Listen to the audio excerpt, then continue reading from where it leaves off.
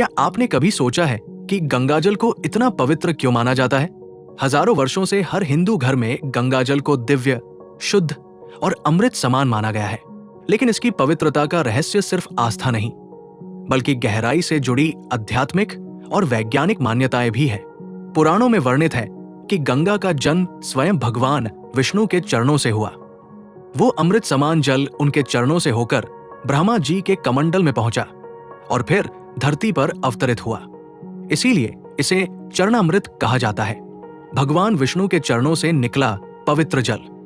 शास्त्रों में कहा गया है, जो भक्त श्री विष्णु के चरणों से उत्पन्न इस पावन जल को श्रद्धा से ग्रहण करता है, उसे समय से पहले मृत्यु का भय नहीं रहता।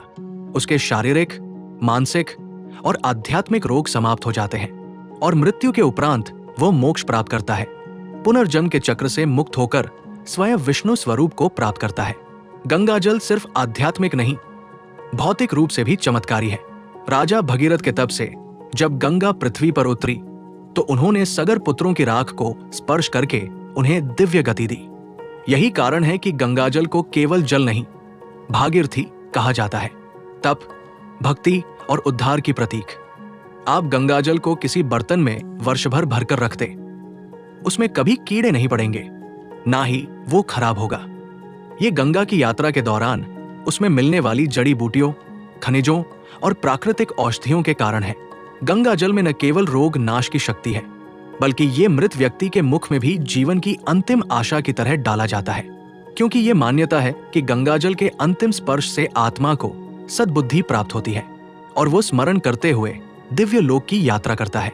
इसलिए गंगा को केवल नदी नहीं, बल्कि जीवित देवी, मुक्तिदात्री और साक्षात अमृत स्वरूपिणी माना जाता है। गंगाजल हमारे शास्त्रों की, हमारी आस्था की और हमारे जीवन की अमूल्य धरोहर है। अब सवाल करते हैं आपसे, क्या आप भी अपने घर में गंगाजल रखते हैं? अगर रखते हैं तो नीचे कमेंट करके जरूर बताएं और हमें बताएं कि ये जानकारी आपको कैसी लगी, ताकि हम इस तरह के और वीडियो आपके लिए बनाते रहें। इसके साथ ही वीडियो को लाइक, कमेंट, शेयर और चैनल को सब्सक्राइब करना ना भूलें। धन्यवाद।